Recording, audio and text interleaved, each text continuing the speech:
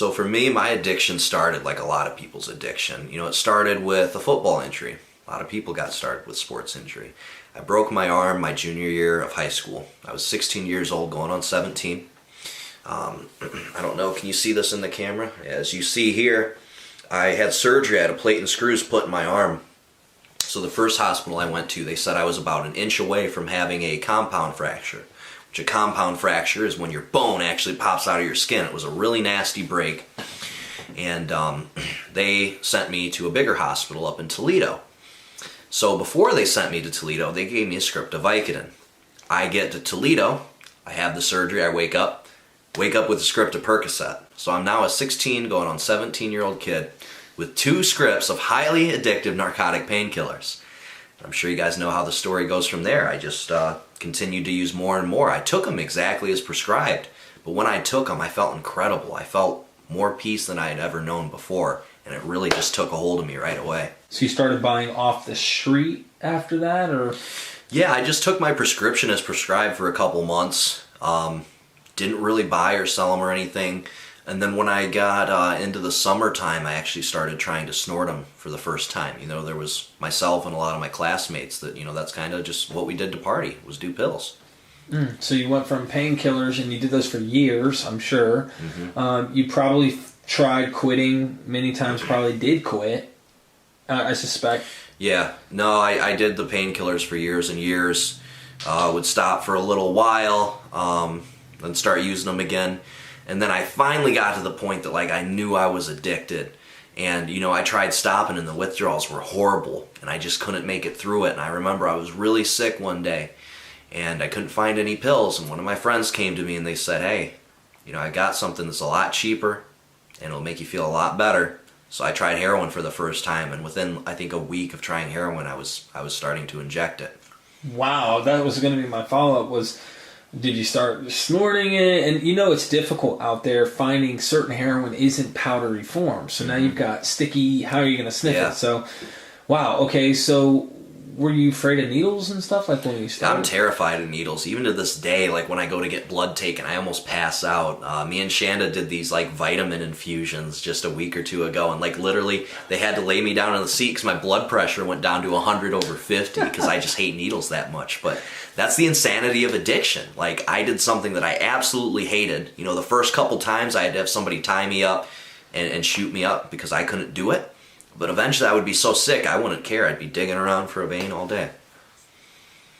So fentanyl, did you find fentanyl, or when you were using, because this was 5 years ago plus, was fentanyl it wasn't as prevalent when I was still using as it is now? I know sometimes you probably got a hold of it, I suspect. Yeah. Could you tell the difference immediately? Yeah, so when I was using it was about 5 years ago, so it was a different time back then. And fentanyl really didn't start to be a thing until the end of my run, thank God, or I would literally be dead. I was doing 0.5 gram shots at a time sometimes. Towards the end of my run, though, I got fentanyl a couple times, and every time I did, I overdosed. And my last 2 overdoses, in fact, were from fentanyl. My very last overdose, I actually died. I was laying there dead on my mother's bathroom floor. She was giving me CPR, and that's literally the only reason I'm not brain dead. So my mom's giving me CPR frantically, trying to keep her son alive. I'm laying there, and I wake up, and the EMS is all around me. I'm fighting off 5 different cops. I got told a story later that I guess I bit my tongue. I was spitting blood everywhere. It took 5 cops to hold me down, and it was just a total mess. I got new charges, and it was just bad all the way around. And I found out, I think, 2-3 years later, once I got clean and shared my story, that I guess the night I overdosed, there was another guy in a town 10 miles away that overdosed and died from that same batch of heroin. That's how close I came to dying. How'd you get clean? So what finally changed for me was November 6, 2014. I had to turn myself into jail. My mom stopped enabling me. And for any moms out there that are watching this video, or anybody that has a loved one that's watching this video, if you have a loved one, stop enabling them. It's going to save their life. You ask any recovering addict what changed for them, they'll say, my parents stopped enabling me. My wife stopped enabling me. Whatever it may be. So my mom stopped enabling. She said, Richie, you got 2 choices. You can either go turn yourself into jail so that I don't have to pay this $5,000 bond over your head, or You're cut off. I'm not helping you out anymore. I'm not giving you money. I'm making sure your grandma doesn't give you money, and you can't stay here anymore. So I said, damn. I could tell she was serious this time. She had threatened it before, never followed through. Could tell she was serious this time. She had enough. Had enough of my stuff. So I turned myself into jail. I'm in there for a couple days, detoxing, withdrawing, going through it. My mom comes to visit me in jail like she always does. She said, Richie, I have some bad news. She said, your friend Bryce, he overdosed and he died. He literally died the same day that I turned myself into jail. And I'd grown up with Bryce. You know, he's a really good kid with a really bad problem. And unfortunately, you know, his demons took him. But I'll never forget, you know, sitting there in the visitation talking to my mom. She started crying. She said, Richie, I thought about how that could have been you so many different times. I thought about how that could have been my son dead on my bathroom floor. And something about that hit me. It like woke me up. And I realized, oh my God, I'm in jail for like the 12th time. I've overdosed and died. Overdosed more times than I could count. My mom saved my life on 2 different occasions when I overdosed. And now my friends are dying. This thing's real and I need to get a handle on it. I need to do something about this. So I went back to my jail cell. And I said that jailhouse prayer that probably everybody that's ever been to jail has said before, right? It's, God, please take this away from me. I'll do whatever it takes. Except this time I meant it. I meant it with every bone in my body and every fiber in my being. I meant this prayer. I got down on my knees and I started praying harder than I ever have in my entire life. As soon as I started praying, I felt this sense of peace and calm wash over me. And I could feel the presence of God there. And I knew things were going to be okay. Because I meant this prayer. And 5 years later, I'm still clean. And what do you do to stay clean? So what I do to stay clean now is a multitude of different things. You know, physical activity is a huge thing for me in my recovery. I like to lift weights, work out, run, get on the exercise bike, do mixed martial arts, do some jiu-jitsu. Physical activity for me is huge. As somebody that struggles with a mental health issue, in particular mental health, depression, and PTSD, I have to find ways to make myself feel high naturally. And working out is a great natural high, and it helps me treat my depression. In fact, there's a lot of studies that show that physical activity is just as effective as antidepressants and anti-anxiety medication, and it's been huge for me. The other thing that I do to stay sober today is I help people. You know, I'm constantly on the phone every single day helping people, getting out there, working the 12th step each and every day, and that's what keeps me clean today. So what do you do now?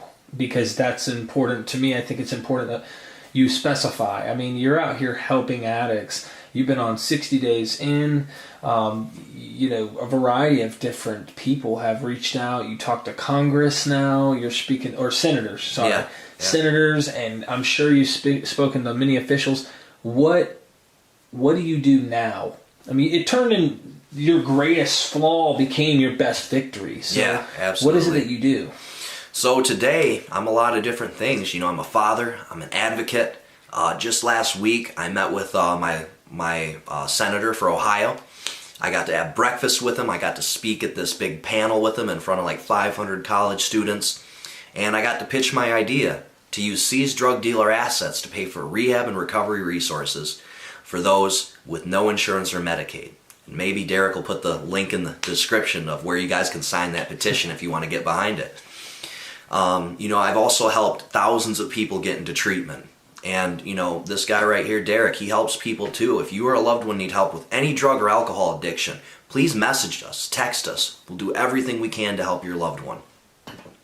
In addition to that, I travel all across the country and speak and share my story. I've spoke at dozens of different schools trying to help these kids and prevent this problem from getting any worse.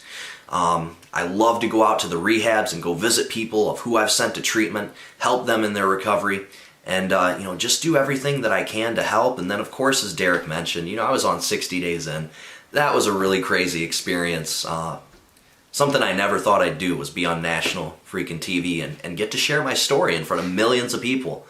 But I did, and you know, I feel like I'm living proof that not only is recovery possible, but all things are possible through recovery. And Richie, one more question, man. Someone out there struggling right now. They're struggling with the same addiction, the same monster, and they need to hear something. You're talking to them. What would you share with that person right now? Giving them hope, giving them something. What would you say? So what I would say to them is reach out for help. Don't be afraid to reach out for help.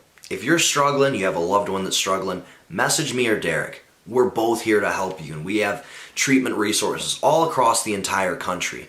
And that's literally where it starts. The first step is admitting that you have a problem. Realizing that you can't live this way any longer. You know, our way didn't work. It's time to take some suggestions from people that have been through the same thing as you and have made it out on the other side. So first step is to reach out and get some help. And it's so important for us to go to a good facility that can help with our mental health issues, help us with our trauma, and teach us how to live life sober again. Because I can promise you, you're not just going to go back to normal after a month. It takes time. You know, we spent 5, 6, 10, 15 years using, abusing drugs, and destroying our lives. It's going to take us time to build it back up. And that's why rehab's so important for so many people, because it's like literally the foundation of your recovery to get started.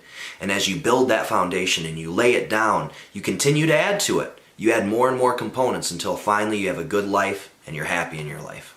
Hey guys, we're at the end of the video. Make sure you guys like, comment, and subscribe. Hit that bell. You'll be entered to win a shirt. Richie Webber has a box full of them. Love you guys.